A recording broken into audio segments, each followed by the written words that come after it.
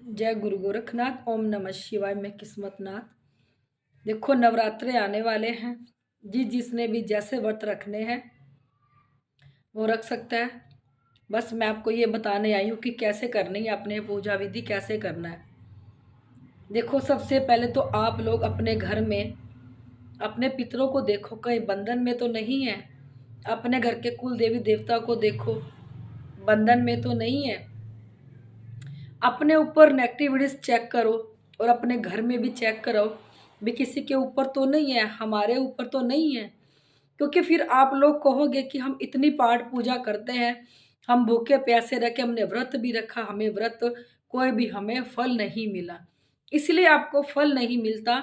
तो देखो, किसी के घर में जो पितर होते हैं वो बंधन में होते हैं, घर के कुल देवी देवता वो बंधन में होते हैं, घर में नेगेटिविटीज होती है। जो भी आप पाठ पूजा करते हो, जो भी आप अखंड जोत जगाते हो, 9 के 9 दिन व्रत रखते हो, आपको उसका कोई फल नहीं मिलता। क्योंकि वो जो आपके घर में नेगेटिविटीज है वो सारा वो खा जाती है। नेगेटिविटीज आपके जितने भी आपने पाठ पूजा करी होती है, इसलिए आपको उसका कोई भी फल नहीं मिलता। फिर आप लोग सोचते हो कि हमने 9 दिन व्रत भी रखे पर हमें इसका कोई भी फल नहीं मिला या कोई भी लाभ नहीं मिला इसका। इसलिए आप लोगों को बता रही हूँ मैं। ये चेक करने के बाद आप लोग नॉर्मल हो, आपके पितर बंधन में नहीं है, कुल देवी देवता बंधन में नहीं है। फिर आपने जिसका भी व्रत रखना है, दुर्गा माता का रखना है 9 के 9 दिन, या काली माता का रखना है 9 के 9 दिन, या 9 देवियों का रखना है 9 के 9 दिन, या अपनी किसी और माता को जो भी लोग मानते हैं उनका रखना है 9 के दिन, या अपने घर की कुल देवी का आप लोगों ने 9 के 9 दिन व्रत रखना है। तो आपने अब मंदिर में जाना है, माता को आपने आज्ञा लेनी है और माता को कहना है कि हे माँ, मैं आपके नाम का व्रत 9 के 9 दिन रख रही हूँ और आप मेरे घर आओ, मेरे घर आके विराजमान हो, और जो भी मैं 9 के 9 दिन आपके व्रत रखूं वो मेरे सफले हो जाए। देखो, जिसके भी आपने रखने हैं, अगर आपने 9 देवियों के रखने हैं तो 9 देवियों के रखो। अगर आपने सिर्फ दुर्गा माता के 9 दिन व्रत रखने हैं तो दुर्गा माता के रखो। अगर काली माता के रखा है कि 9 के 9 दिन काली माता के व्रत ही चलेंगे। फिर उसके बाद जब आप माता को न्योता दे के आ जाओगे कि आप मेरे घर आओ, घर में आपने एक आसन लगाना है माता का, जमीन पे एक आसन आपने अपना लगाना है, ताकि उस आसन पे 9 के 9 दिन आके माता विराजमान हो। उसके ऊपर फूल घेर दो, परफ्यूम घेर दो, जो भी आपकी इच्छा, खुशबू वाली चीज उस आसन पे आप 9 के 9 दिन घेरते रहो। फिर आपने अपने घर में माता की मूर्ति रखनी है। जिसके घर में है ठीक है, जिसके घर में नहीं है अपनी स्थापना करो, माता की मूर्ति रखो, पानी वाला नारियल रखो, अपने घर में जल का छींटा मारो, गंगा जल का छींटा मारो पूरे घर में। और जहां आप माता की मूर्ति स्थापित करोगे, मंदिर में भी गंगा जल का छींटा मारो, पानी वाला नारियल रखो, साइड में चुन्नी बांध दो, मोली बांध के अपना जो भी है वो उसको उस स्थान पे रख दो। ये करने के बाद आपने आसन भी लगा लिया माता का, और अपना भी, जिस आसन पे बैठ के आपने 9 के 9 दिन पूजा करनी है। और माता का भी आसन लगा लो जहां पे माता 9 के 9 दिन आके विराजमान होगी आसन पे। उसके बाद आप लोगों ने क्या करना है, देखो, कईयों को नहीं पता और सब लोग भेड़ चाल बने हुए हैं। देखो, व्रत में ना तो दुर्गा माता ने ये चिप्स खाए थे, ना ये आलू खाए थे। ये लोग जो चिप्स और आलू खा के सोचते हैं कि हमारा व्रत हो गया, एक ये इन लोगों का व्रत नहीं माना जाता। क्योंकि ये व्रत है ही नहीं जिसमें आप लोगों ने आलू खा ले, चिप्स खा लिए, ये व्रत नहीं है। अगर आप लोगों ने व्रत रखा है, अगर तो देखो आप लोगों ने दिन रात का व्रत रखा है, अखंड जोत जगाने, जिसने वो अखंड जोत जगाए, अखंड व्रत रखने हैं किसी ने, तो अखंड व्रत ऐसे रखे जाते हैं, दिन रात का व्रत गिना जाता है अखंड। उसमें सोना नहीं होता रात को। क्योंकि लोग सोचते हैं कि हमने दिन रात का व्रत रख लिया, अखंड व्रत हो गया, रात को हम सो गए। उसमें सोना नहीं होता। उसमें अपनी माता रानी की 21 मालों का जाप करना होता है। सुबह करो 21 माला का जाप, जिसका भी मंत्र पकड़ना आप मंत्र पकड़ो, स्तुति पकड़नी है, स्तुति पकड़ो, चालीसा पकड़ना है, चालीसा पकड़ो। एक चीज को पकड़ लो कि आपने क्या करना है। दुर्गा सप्तशती को पकड़ना है, दुर्गा सप्तशती का पकड़ लो। अपनी माता का मंत्र पकड़ना है, दुर्गा माता का या कुल देवी का या काली माता का, तो उसको पकड़ के चलो। आपने 21 माला आपने सुबह करनी, 21 माला दोपहर को करनी और 21 माला रात को करनी है। जो अखंड जोत जगा सकते हैं वो अखंड जोत जगाएं। जो लोग जोत नहीं जगा सकते वो 3 टाइम की जोत जगाएं, सुबह दोपहर और शाम। ये तीनों टाइम की जोत जगाएं। और जो तीनों टाइम की जोत नहीं जगा सकते वो सुबह शाम की जोत जरूर जगाएं। दोपहर को एक अगरबत्ती लगा दे अगर वो 3 टाइम की जोत नहीं जगा सकते। बस जिसने अखंड जोत जगानी है ये कह के कि मैं अखंड ज्योत ही जगाऊंगा, फिर आप लोगों ने ध्यान रखना है कि अखंड ज्योत ही जगी रहे आपके घर में। संकल्प ले लो आप लोग, जिसने अखंड ज्योत जगानी अपना संकल्प लेके अपनी अखंड ज्योत जगाओ।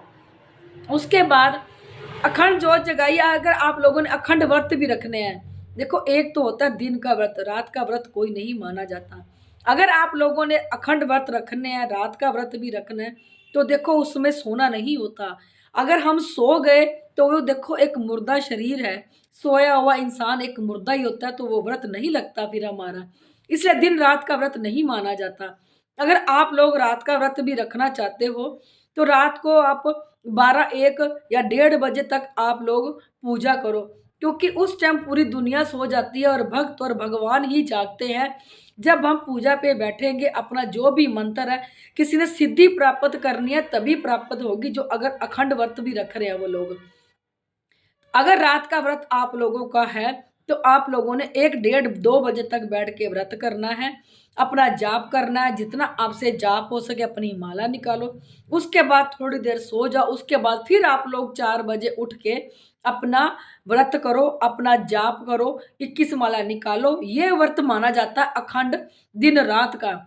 नहीं तो लोगों को पता ही नहीं है, लोग सोचते हैं कि सारे दिन के व्रत होते हैं। नहीं, अगर आप लोग रात को जाग सकते हैं तो रात का व्रत गिना जाता है, वरना रात का कोई व्रत नहीं है।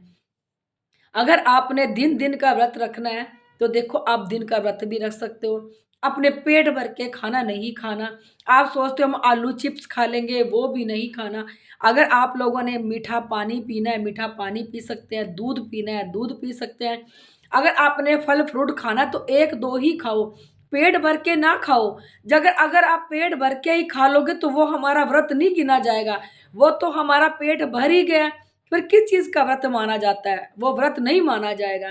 कहते हैं, माता रानी कहती है कष्ट ही दो। जितने हम अपने शरीर को कष्ट दे के व्रत रखेंगे उतना ही ज्यादा हमारा व्रत लगेगा, नहीं तो कोई भी व्रत नहीं लगता। चाहे आप फिर 9 के 9 दिन व्रत रखो, आप अपनी पेट पूजा करते रहो, पेट को भर भर के खाना खिलाते रहो, वो कोई व्रत नहीं है, वो तो लोक दिखावा हो गया। उसको व्रत नहीं मानती। जब माँ ने व्रत रखे थे 9 के 9 दिन, तो वो एक शांत गुफा में बैठ के अपनी आंखें बंद करके व्रत रखे थे। माँ ने दिन रात के मौन रह के व्रत रखे थे। वो हमारे जैसे नहीं है, माता ने कोई चिप्स नहीं खाए, माता ने कोई आलू नहीं खाए। ये तो दुनिया ने एक भेड़ चाल बना दी कि आलू बाल के खाओ, पकोड़े खाओ, ये खाओ। नहीं, जिन्होंने व्रत रखना है ढंग से रखो, तुम्हें लगे भी, एक सिद्धि भी बने।